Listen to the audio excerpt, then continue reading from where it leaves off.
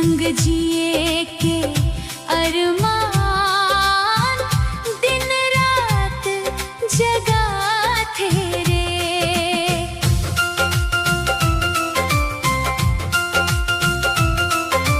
पहली पहली जब तोला देखे बम कुछ कुछ हो गे अनजाने माया के फूल खिल गे रे। आँखी ले आँखी जब मिलिस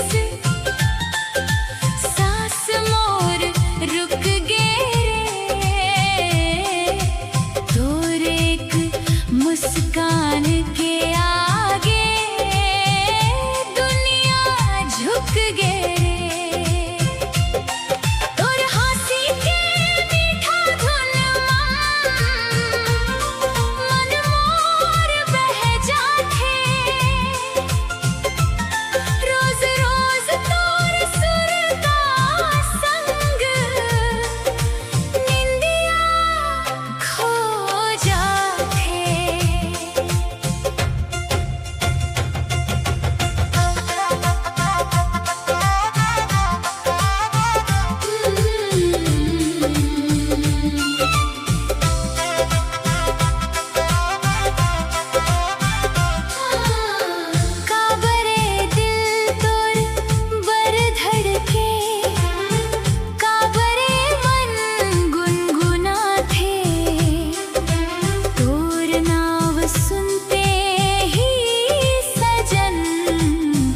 चेहरा मोर लजा थे तोला देखे वन जब ले सजन दिल मोर खो जा थे।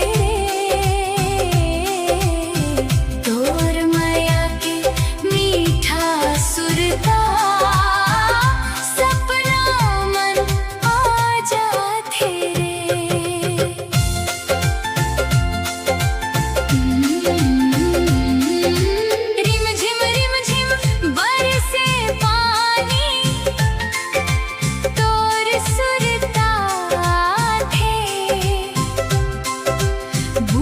बूंद मन तोर चेहरा मोला नजर आथे। महुआ डार मन कोयल बोले तोर नाव गुनगुनाथे। पवन संग मोर संदेशा तोर तक पहुँच जाथे। सांझ ढले जब चंदा निकले तोर चेहरा चमके।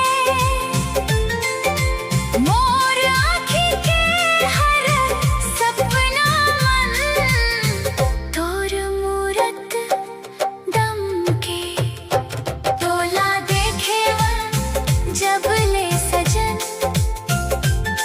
दुनिया रंगीन लागे। तोर माया के रंग मन रंग के मन मोर झूमे नाचे। जैसे धरती भर पानी जरूरी जैसे फूल बर बहार तैसे मोर जिंदगी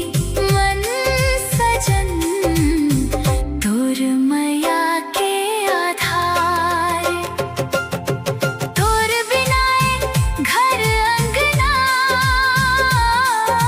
सुन्ना सुन्ना लागे। तोर संग बिताए हर पल ला दिल मोर मांगे। तोर गोदी मन सिर रख के सपना देखा मैं जुग जुग भर संग रही वो ऐसने चाहव मैं। अगर कभू ते दूर जाबे मोला